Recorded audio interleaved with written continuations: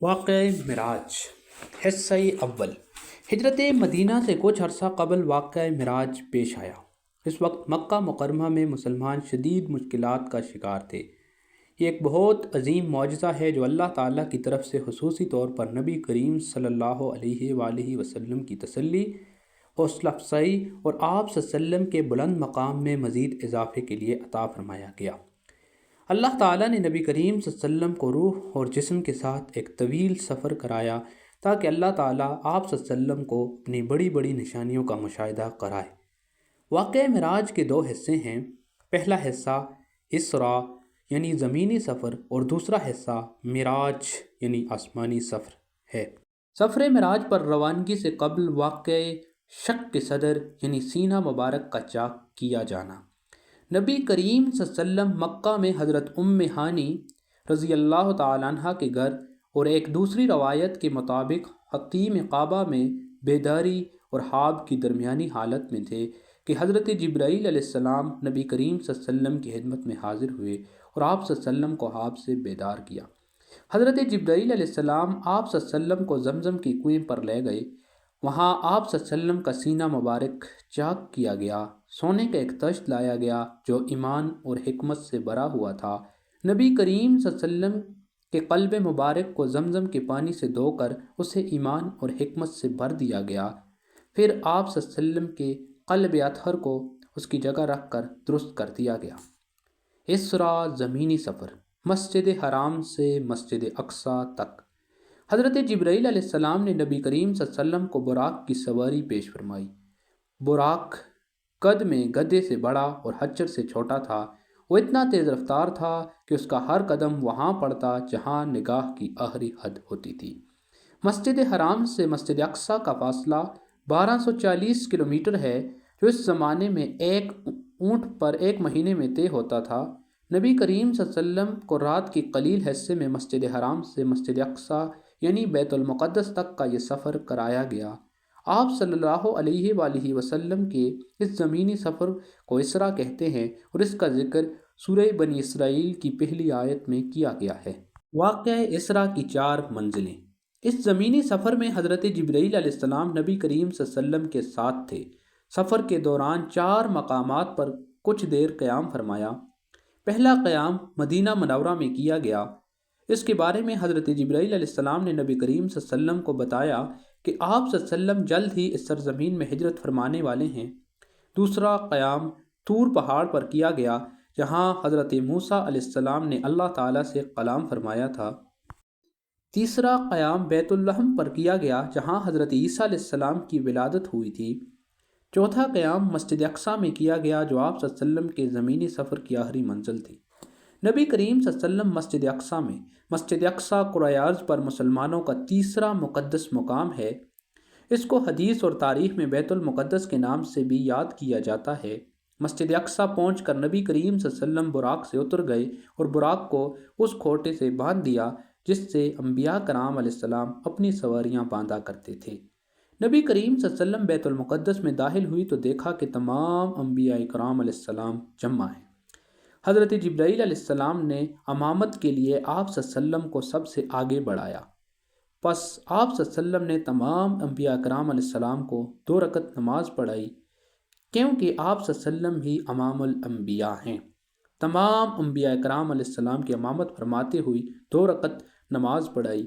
اس طرح آپ صلی اللہ علیہ وسلم نے امام الانبیاء کا اعزاز پایا۔ یہاں آپ صلی اللہ علیہ وسلم کی خدمت میں حضرت جبرائیل علیہ السلام نے 2 پیالے پیش فرمائے، ایک میں دودھ اور دوسرے میں شراب تھی۔ آپ صلی اللہ علیہ وسلم نے دودھ والا پیالہ لے لیا۔ حضرت جبرائیل علیہ السلام نے کہا، آپ صلی اللہ علیہ وسلم نے فطرت کو پسند فرمایا۔ اگر آپ صلی اللہ علیہ وسلم شراب والا پیالہ پسند فرماتے تو آپ صلی اللہ علیہ وسلم کی امت گمراہ ہو جاتی۔ معراج آسمانی سفر مسجد اقصیٰ سے سدرۃ المنتہا کی طرف۔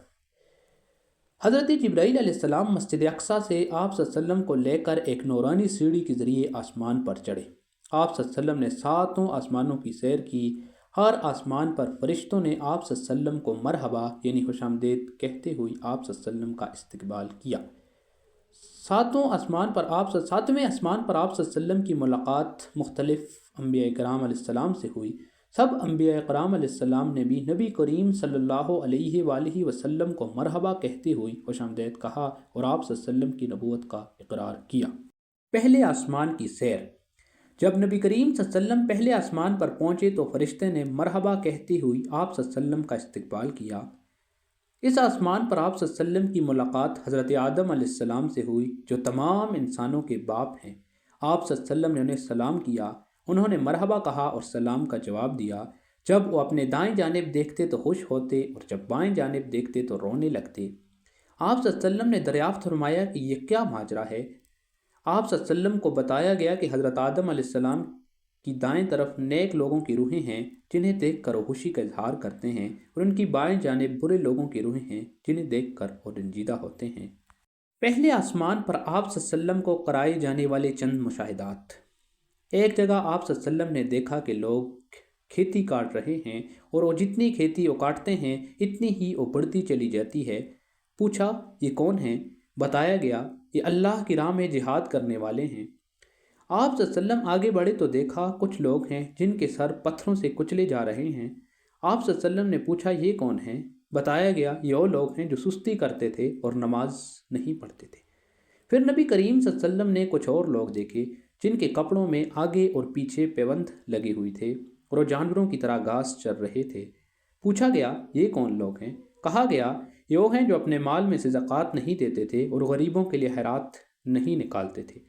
پھر ایک شخص کو دیکھا کہ لکڑیوں کا گٹھا جمع کر کے اٹھانے کی کوشش کرتا ہے اور جب وہ نہیں اٹھا پاتا تو اس میں کچھ اور لکڑیاں بڑھا دیتا ہے۔ آپ صلی اللہ علیہ وسلم نے پوچھا یہ کون احمق ہے؟ بتایا گیا یہ وہ شخص ہے جس پر امانتوں اور ذمہ داریوں کا اتنا بوجھ تھا کہ اٹھا نہ سکتا تھا، مگر یہ ان کو کم کرنے کے بجائے اور زیادہ ذمہ داریوں کا بوجھ اپنے اوپر لادے چلا جاتا تھا۔ نبی کریم صلی اللہ علیہ وسلم مزید آگے بڑھے تو آپ صلی اللہ علیہ وسلم نے دیکھا کہ ایک پتھر میں ذرا سا شگاف ہوا اور اس میں سے ایک موٹا سا بیل نکل آیا۔ پھر وہ بیل اسی شگاف میں جانے کی کوشش کرنے لگا مگر نہ جا سکا۔ پوچھا یہ کیا معاملہ ہے؟ کہا گیا یہ اس شخص کی مثال ہے جو غیر ذمہ داری کے ساتھ ایک فتنہ انگیز بات کر جاتا ہے، پھر نادم ہو کر اس کی تلافی کرنا چاہتا ہے مگر نہیں کر سکتا۔ پھر آپ صلی اللہ علیہ وسلم نے کچھ اور لوگ دیکھے جن کے ہونٹ اونٹوں کے مشابہ تھے اور وہ آگ کھا رہے تھے۔ پوچھا یہ کون ہے؟ کہا گیا یہ یتیموں کا مال ہڑپ کر جاتے تھے۔ پھر نبی کریم صلی اللہ علیہ وسلم نے کچھ اور لوگوں کو دیکھا جن کے پیٹ بے انتہا بڑے اور سانپوں سے بھرے ہوئے تھے۔ آنے جانے والے ان کو رونتے ہوئے گزرتے تھے مگر وہ اپنی جگہ سے ہل نہیں سکتے تھے۔ پوچھا یہ کون ہے؟ کہا گیا یہ سود خور ہیں۔ پھر کچھ اور لوگ نظر آئے جن کی ایک جانب صاف ستھرا گوشت رکھا تھا اور دوسری جانب سڑا ہوا گوشت جس سے سخت بدبو آ رہی تھی۔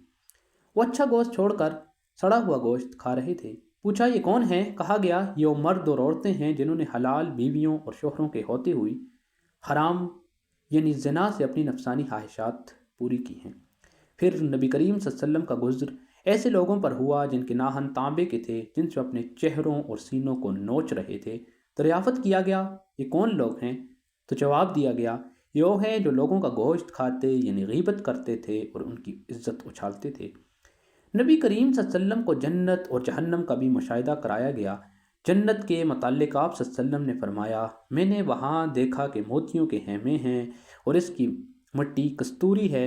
اس طرح جہنم کے مشاہدے کے لیے آپ صلی اللہ علیہ وسلم کی نظر کے سامنے سے پردہ اٹھایا گیا تو جہنم اپنے تمام ہولناکیوں کے ساتھ نمودار ہو گئی۔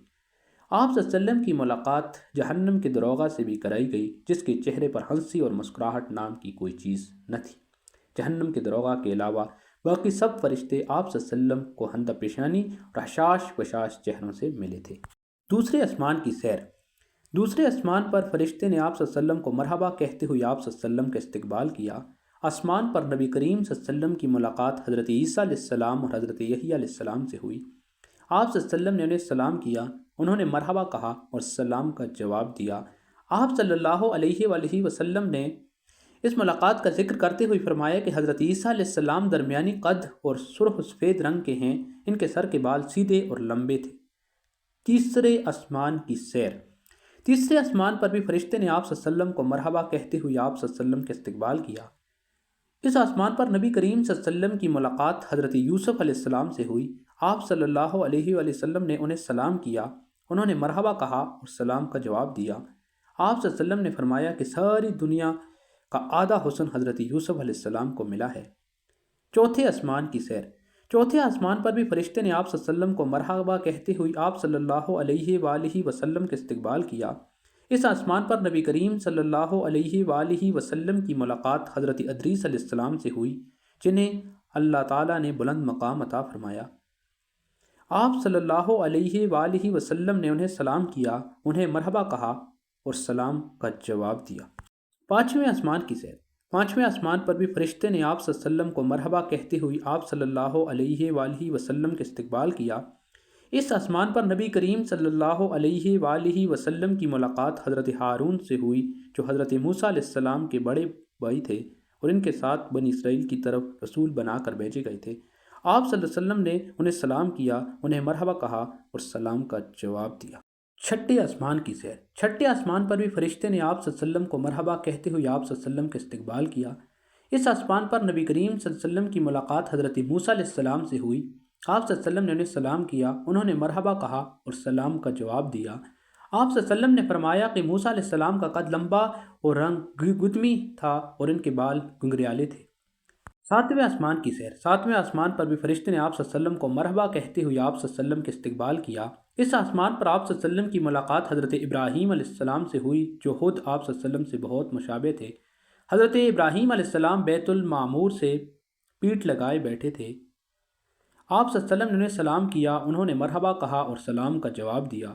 جس طرح دنیا میں قبلہ بیت اللہ ہے، اسی طرح ساتوں آسمان پر بیت المعمور ہے جو فرشتوں کا قبلہ ہے۔